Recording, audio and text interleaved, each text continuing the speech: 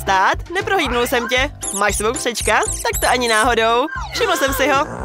Domácí mazlí si tady nejsou povoleni, takže mi ho dej. Jen se mě podívejte, oni si mezi zvířatama nedají pokoj. Ale ne, nebudu do nemocnice bez svých oblíbených rybek. Jen se podívejte na ty smutný pohledy Carrie a Sama. Musím něco vymyslet. Bingo! Jasně.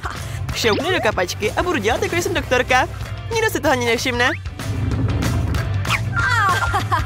Jak se vám líbí vaše nové akvárko? Dopadlo to skvěle. Tak to zkusíme. Ten zdravotní brácha je s vyslaným křečkem. Nic jsem nedělal, můžete projít. Hurá, povedlo se. Teď vám rostou rybky sebou. Ahojte no.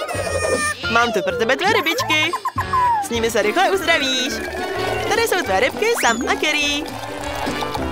Jsou tak skvělí, můžeš si s nimi hrát. Doufám, že ti zvednou náladu a brzy se uzdravíš. Tady máš. Děkuji moc.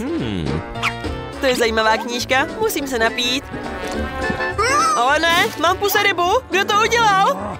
Ty? Už to nedělej. Kdo ti dovolil sebrat ryby? To je noční můra.